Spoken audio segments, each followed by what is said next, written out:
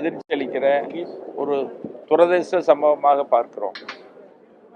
பொதுவாக பாட்டாளி மக்கள் கட்சியை உருவாக்கியவர் சமூக நீதி காவலர் மருத்துரையா அவர்கள். எந்த பதவிக்கும் போகாத ஒரு தலைவர் அவர். பாட்டாளி மக்கள் கட்சியை உருவாக்கி சமூக நீதி பிரச்சனையில் வன்னியர்கள் உள்ளிட்ட எல்லா சமுதாய மக்களுக்கும் தொடர்ந்து குரல் கொடுத்து வருகிற, போராடி வருகிற ஒரு தலைவர்.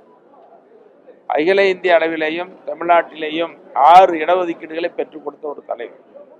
அப்ப பாட்டாளி மக்கள் கட்சி ஒரு வலிமையான சக்தியா கொண்டு வந்தவர்.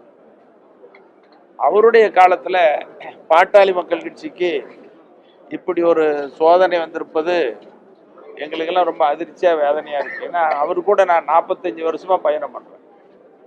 45 வருஷமா பயணம் பண்ணி ஒற்றுமையாகவும் வலிமையாகவும் தமிழ்நாட்டினுடைய வளர்ச்சிக்கு குரல் கொடுக்காத, போராடாத பிரச்சனையே இல்லை என்று சொல்லுகிற ஒரு தலைவர் மருத்துரையாவுக்கு இப்படி ஒரு சோதனை, எங்களுக்கு இப்படி ஒரு வேதனையெல்லாம் வந்தது ரொம்ப துரதிர்ஷ்டவசம் மட்டுமல்ல, ரொம்ப வேதனையான நிகழ்வாக தான் நாங்கள் இந்த சம்பவத்தை பார்க்குறோம்.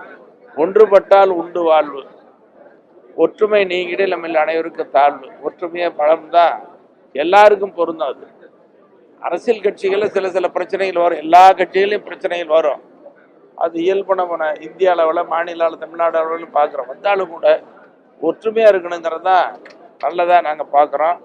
எப்படி இருந்தாலும் கூட பாட்டாளி மக்கள் கட்சியில் 5 சட்டமன்ற உறுப்பினர்களையும் நியமித்தவர், அதற்கான பொறுப்புகளை நியமித்து கொடுத்தவர் மருத்துரையா அவர்கள்.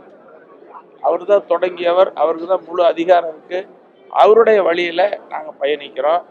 இதனால ஏற்பட்டது துரதிர்ஷ்டவசம், வேதனைங்கிறது இந்த நேரத்தில் உங்கள் மூலமாக சொல்லிக்கொள்ள விரும்புகிறேன்.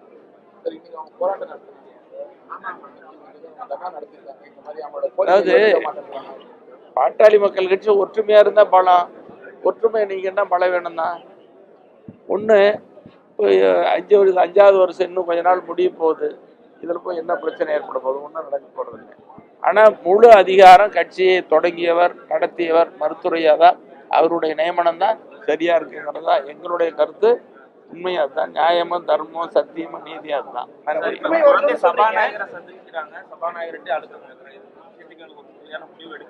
அவங்க விருப்பம், அவங்க விருப்பத்துக்கு செய்யறாங்க. நம்ம அதை ஒன்றும் குறை சொல்ல முடியாது. நம்ம ஒன்றும் தேவையில்லாத பிரச்சனை தலையிடக்கூடாது. பாட்டாளி முடிச்சு இது வரைக்கும் பாட்டாளி மக்கள் கட்சி தான் ஒற்றுமையா இருக்கணும். ஆனா மக்களுக்கான போராட்டம் நடந்துருக்குது. இப்பதான் புதுசா கட்சிக்குள்ள போராட்டம் நடத்துறாங்க.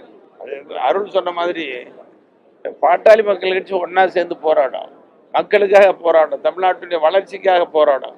ஆனால் பாட்டாளி மக்கள் கட்சியிலே போராடுறதுங்கிறது வினோதமானது, துரதிர்ஷ்டவசமானது.